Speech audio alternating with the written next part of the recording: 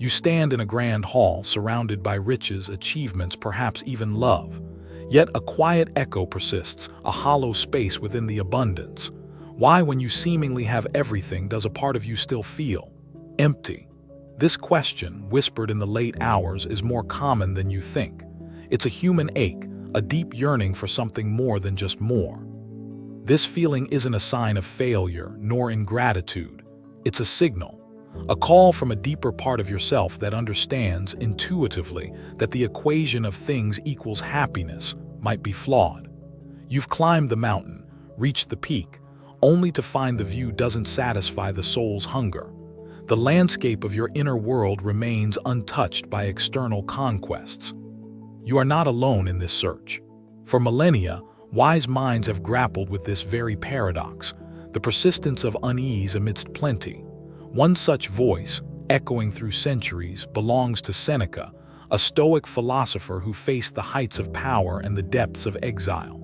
He knew intimately the allure and ultimate insufficiency of external fortunes. Seneca's wisdom offers us a stark, yet liberating, perspective. He suggests that our relentless pursuit of external validation, more wealth, more status, more possessions, is like chasing a horizon that recedes with every step. These things are not inherently bad, but they are fickle foundations upon which to build lasting contentment. Consider the nature of desire. Once a wish is fulfilled, how long does the satisfaction truly last? Often, a new desire quickly takes its place, a new if only that promises happiness just beyond our grasp. This cycle, Seneca observed, is a primary source of our disquiet. We become slaves to wanting, rather than masters of our own peace. It is not the man who has too little, but the man who craves more, that is poor, Seneca wrote. This turns our conventional understanding of wealth on its head. True poverty, in his view, isn't a lack of possessions, but an abundance of unfulfilled cravings. The richest person is the one content with what they have internally. So if everything external isn't the answer, where do we turn? Seneca guides us inward. He proposes that the source of enduring happiness lies not in what happens to us, or what we acquire, but in how we respond in the cultivation of our inner landscape, our thoughts and our judgments. This is our true domain. The Stoics, like Seneca, believed that our internal state, our character, our reason, our virtue, is the only thing truly under our complete control. External events, the actions of others, even our health and wealth, are ultimately beyond our ultimate command. Trying to control these is a recipe for frustration. Imagine a fortress, impenetrable and serene. Seneca taught that we can build such a fortress within our minds. This inner citadel is fortified by reason, wisdom, and resilience. Storms may rage outside, misfortune, criticism, loss, but within this citadel, we can maintain our peace and clarity. The key to building this citadel is understanding that it's not events themselves that disturb us, but our judgments about them. A lost promotion isn't inherently devastating. It's our belief that this is a disaster or I am a failure that causes the suffering. Seneca urges us to examine these judgments. When we realize that our emotional reactions stem from our interpretations, we gain immense power. We can choose to interpret events differently, to find the lesson, the opportunity for growth, or simply to accept what we cannot change with equanimity. This is not about suppressing emotion, but about understanding its source. We suffer more often in imagination than in reality, Seneca wisely noted. How much energy do we spend worrying about what might happen, replaying past hurts, or catastrophizing future scenarios? This mental turmoil is self-inflicted. Our present moment often is far more manageable than the fears our minds conjure.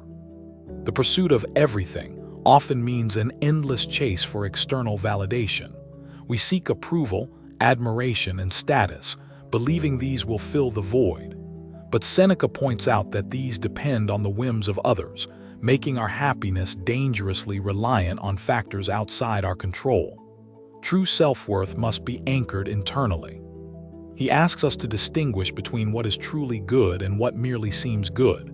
Health, wealth, reputation, these are preferred indifferents. They are preferable to have, but our happiness and virtue should not depend on them. The only true good for Seneca is virtue, living a life of reason, justice, courage, and temperance. When virtue becomes our guiding star, our priorities shift. We focus less on acquiring and more on being. We strive to be a good person, to act with integrity, to face challenges with courage, and to treat others with fairness. This pursuit, unlike the pursuit of externals, offers a deep and abiding sense of purpose. Think about what having everything truly means. Is it an endless accumulation of material goods? Or is it having inner peace, strong relationships, a sense of purpose, and resilience in the face of adversity? Seneca challenges us to redefine success and abundance in terms of inner wealth, not just outer riches. The happiness derived from external achievements is often fleeting, like a sugar rush. It spikes, then crashes, leaving us wanting more. The contentment that comes from cultivating inner strengths, however, is like a steady, slow-burning fire, providing consistent warmth and light regardless of external weather. Seneca wasn't an ascetic who renounced all worldly goods. He was one of the wealthiest men in Rome. His point was not to avoid possessions, but to not be possessed by them. Enjoy them if you have them, but don't let your peace of mind be shattered if they are lost. Hold them lightly. This detachment is not coldness, but a profound form of freedom.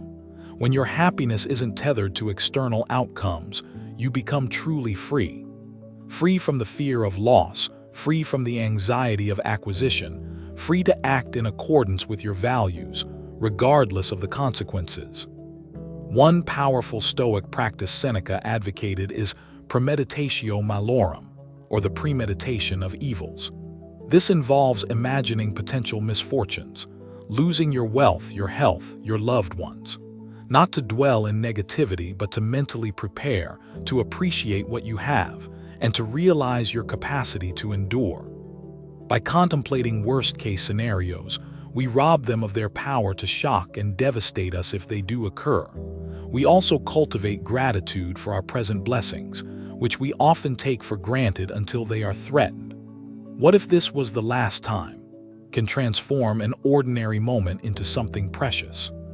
Another key is to focus on the present moment. So much of our unhappiness stems from regretting the past or fearing the future. Seneca reminds us that while we are postponing, life speeds by. True life is happening now. By anchoring ourselves in the present, we escape the tyranny of what if and if only. When you feel that familiar pang of dissatisfaction despite having everything, pause, ask yourself, what am I truly seeking? Is it another external thing, or is it an internal state like peace, joy, or meaning? Often, the void we feel is a longing for connection with our deeper selves and our core values. Seneca encouraged self-reflection, often through journaling. At the end of each day, review your actions, your thoughts, your reactions. What did you do well? Where could you improve? This isn't about harsh self-criticism, but gentle, honest appraisal aimed at self-improvement and aligning with your chosen principles. He taught that obstacles are not impediments to virtue, but opportunities to practice it. When faced with adversity, we can choose to respond with courage, patience, and wisdom. Every challenge becomes a training ground for strengthening our inner citadel. The gem cannot be polished without friction, nor man perfected without trials. If you have everything society deems valuable, yet still feel a persistent unhappiness, it's a clear sign that your definition of everything might need an update. Perhaps everything that truly matters includes inner peace, resilience, and a mind aligned with nature and reason, qualities Seneca championed. The feeling of still unhappy is often rooted in comparison. We look at others, at idealized images, and feel lacking. Seneca would urge us to turn our gaze inward, to measure ourselves against our own potential and our own principles, not against external, often illusory, benchmarks. Your journey is unique. Consider the things you do control, your effort, your intentions, your responses. Pour your energy into these. Whether you achieve a specific external outcome is often secondary to the character you build in the striving. The archer is praised for their aim, not just for hitting the bullseye, which can be affected by wind. This shift in focus from outcomes to actions, from external to internal, is profoundly liberating. It means your sense of worth and contentment isn't dependent on the unpredictable tides of fortune or the opinions of others. It's anchored in the bedrock of your own character. Seneca reminds us that much of what we desire we already possess if only we would recognize it. Health, even if imperfect, relationships, the capacity for reason, the beauty of the natural world. Cultivating gratitude for these, rather than focusing on what's missing, is a direct path to diminishing unhappiness. When you find yourself overwhelmed by the pursuit of more, remember Seneca's call for simplicity. Not necessarily material poverty, but a simplicity of mind, free from excessive desires and anxieties. A clear mind, like a calm lake, can reflect the beauty around it and within it. The everything you possess externally can be a source of joy, if it's not the sole pillar of your happiness. Use your resources wisely, share them generously, enjoy them mindfully, but never let them define your inner state. Your true wealth is your capacity for wisdom, courage, and love. If unhappiness persists, it may be because your energy is invested in things that are, by their nature, unstable and impermanent. Seneca guides us to invest in the imperishable, our character, our knowledge, our ability to reason. These are assets that no external force can diminish. Ask yourself, what is truly essential for my flourishing? Beyond basic needs, Seneca would argue it's very little in the material realm. The essentials are internal, a sound mind, a virtuous heart, and the ability to live in accordance with nature. These are the foundations of a truly rich life. The Stoic path isn't about eradicating emotion, but about transforming destructive emotions into constructive ones. Fear can become caution. Anger can become a motivation for justice. Grief can deepen compassion. It's about harnessing our emotional energy wisely, guided by reason.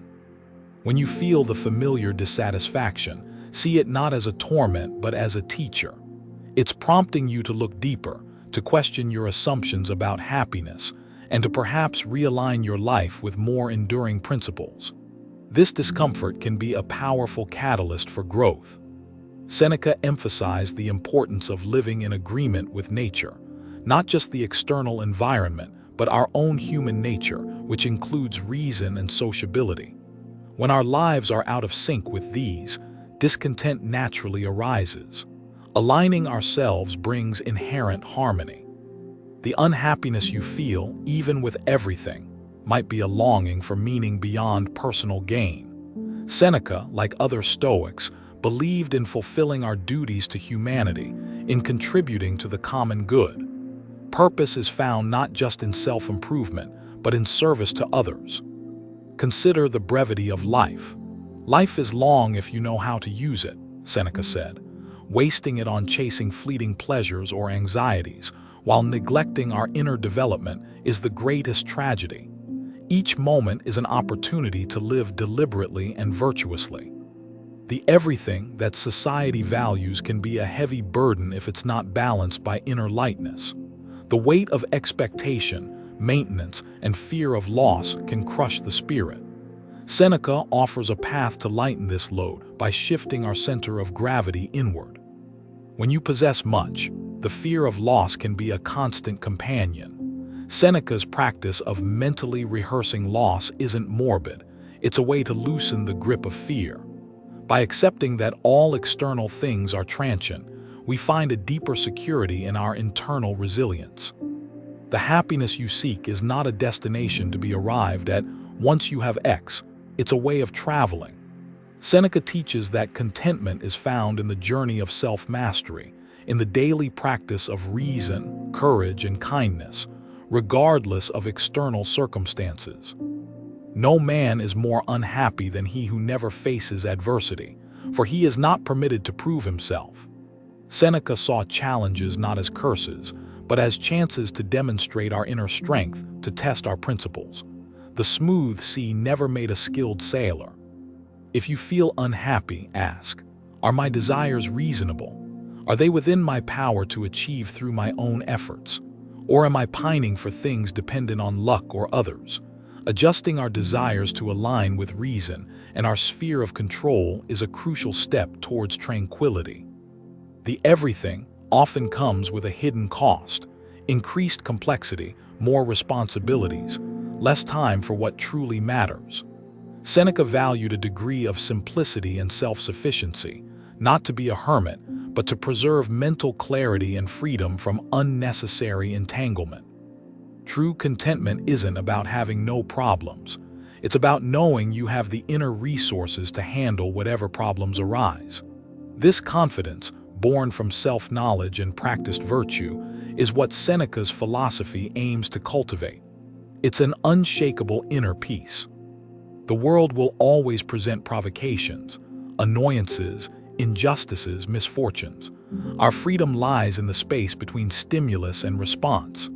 Seneca teaches us to widen that space through awareness, to choose a reasoned response over a reactive outburst. This is where our power resides.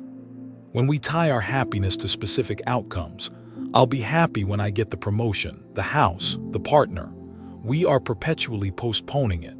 Seneca encourages finding joy in the process, in the effort, in the living of a principled life, here and now. The feeling of emptiness despite abundance can be a sign that you've outsourced your happiness to things that can't deliver. Seneca's invitation is to reclaim that power, to become the primary architect of your own contentment by focusing on your inner world, your thoughts, and your choices. He suffers more than necessary, who suffers before it is necessary. How much of your unhappiness is anticipatory anxiety, worrying about things that haven't happened and may never happen? Seneca urges us to deal with troubles only when they arrive, not to pull them forward in time.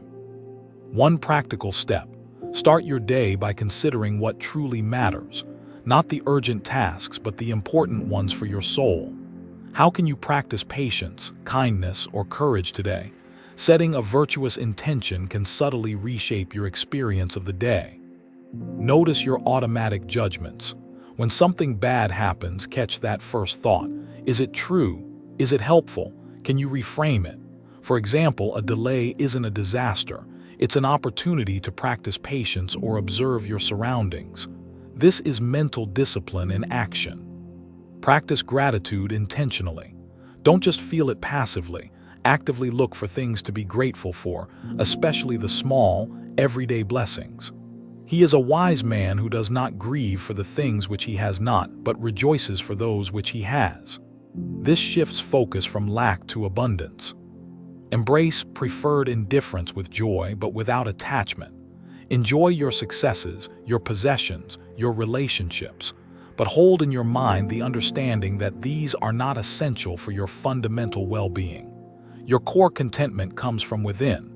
This reduces the fear of their loss. When faced with a difficult person or situation, remember your sphere of control. You cannot control others' actions, but you can control your response. Choose dignity, reason, and perhaps even compassion over anger or frustration. This is where your true strength lies. Limit your exposure to outrage and negativity, especially if it's beyond your power to influence. Seneca valued tranquility of mind, and constant agitation over external events erodes it. Curate your informational diet just as you would your physical diet for mental well-being. Remind yourself that character is fate in a Stoic sense. The kind of person you choose to be will shape the life you experience. By cultivating virtues like resilience, wisdom, and justice, you are actively shaping a more meaningful and robust existence, regardless of external winds. The unhappiness from having everything signals a hunger for depth over breadth. Instead of more things, perhaps you crave deeper connections, more profound understanding, or a stronger sense of purpose. Seneca's wisdom guides us toward this inner richness. Don't judge your inner state by others' outer appearances. People curate their public image. The person who seems to have it all and be perfectly happy might be fighting their own inner battles. Focus on your own path to contentment, guided by timeless wisdom. Remember, this is a practice, not a perfect state to be achieved overnight. There will be days you falter when old habits of thought resurface. Be patient and compassionate with yourself. Each moment is a new opportunity to recenter and choose the wiser path. If all your external achievements haven't brought lasting happiness, it's not a failure on your part. It's simply that you were looking for it in a place it cannot permanently reside. Seneca offers a map to a different treasure, one found within the landscape of your own mind and character. Consider simplifying, not just possessions, but commitments, desires, and mental clutter.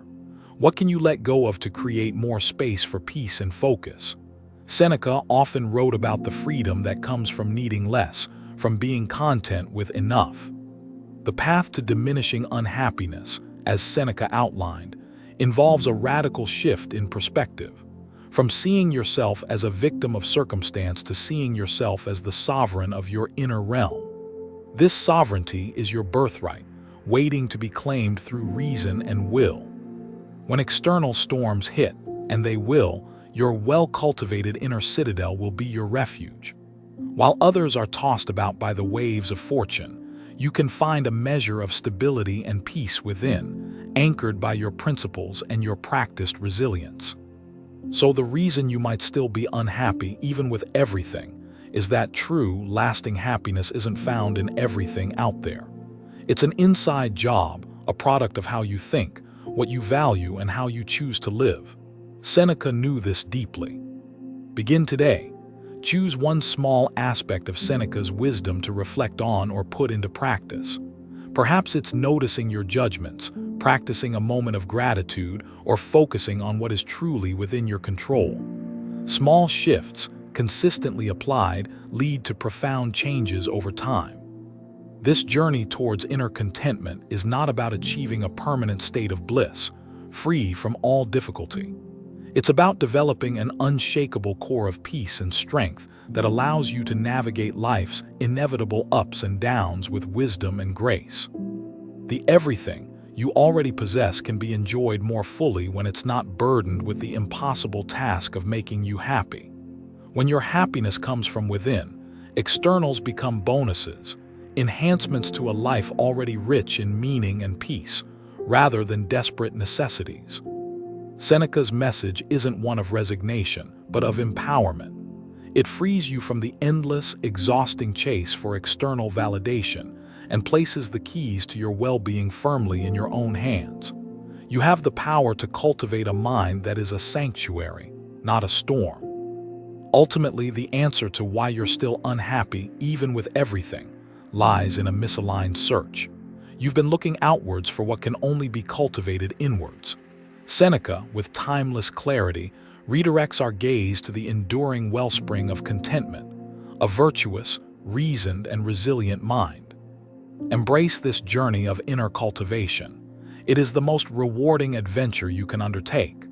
The treasures it yields, peace, wisdom, resilience, and genuine contentment, are yours to keep, impervious to the shifting fortunes of the external world. This is the enduring promise of Stoic wisdom. As you move forward from this reflection, carry with you this simple truth. Your capacity for happiness is not determined by what you have, but by who you choose to be moment by moment. This choice, as Seneca taught, is always yours.